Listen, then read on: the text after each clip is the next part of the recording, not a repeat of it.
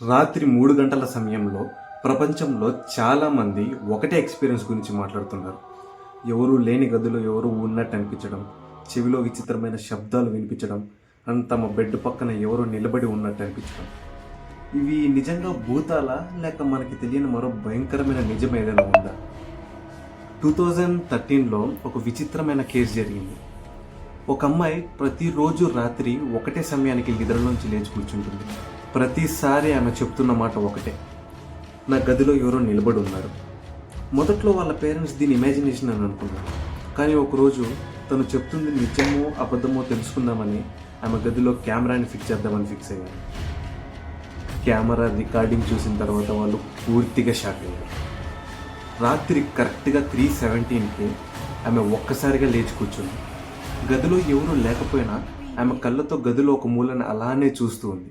ఇంకా భయంకరమైన నిజం ఏంటంటే ఆమె ఒక్కసారిగా అలా చూస్తూ ఒక మాట చెప్పింది, why are you standing there అని. ఇలాంటి ఇన్సిడెంట్స్ ఒకటే కాదు, 1970sలో జరిగిన ఒక ఫేమస్ పారానార్మల్ కేసు ఉంది. ఇది ఇంగ్లాండ్లో జరిగిన ఎన్ఫీల్డ్ పోల్టర్గెయిస్ట్ కేస్. ఒక చిన్న అమ్మాయి ఇంట్లో ఒక విచిత్రమైన ఇన్సిడెంట్స్ మొదలయ్యాయి. ఫర్నిచర్ వాటంతటికి అవే కదలడం, గోడల నుంచి శబ్దాలు రావడం, అండ్ వస్తువులు గాల్లో వాటంతట అవే ఎగరడం. ఈ కేసుని ఇన్వెస్టిగేట్ చేయడానికి ఏకంగా పోలీసులు కూడా వచ్చారు. ఒకరోజు ఒక పోలీస్ ఆఫీసర్ చెప్పిన మాట ఇప్పటికీ చాలామంది మైండ్లో అలానే గుర్తుండిపోయింది. ఆ పోలీస్ ఆఫీసర్ చెప్పిన మాట, నా కళ్ళ ముందే ఒక ఫర్నిచర్ దానంతకి అదే గాల్లో ఎగిరింది.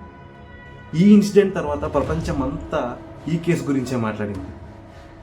కానీ సైంటిస్ట్స్ మాత్రం ఒక వేరే ఎక్స్ప్లెనేషన్ ఇచ్చారు. మన బ్రెయిన్ కొన్ని సందర్భాలలో భయం వల్ల హెల్యూసినేషన్స్ని క్రియేట్ చేస్తుంది.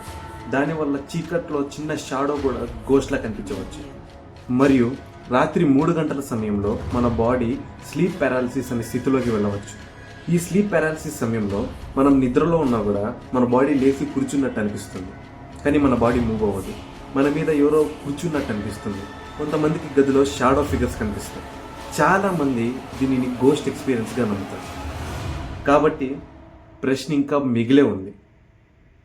ఈ ప్రపంచంలో పారానార్మల్ యాక్టివిటీస్ నిజంగా ఉన్నాయా, లేదా మన బ్రెయిన్ మనల్ని మోసం చేస్తుందా?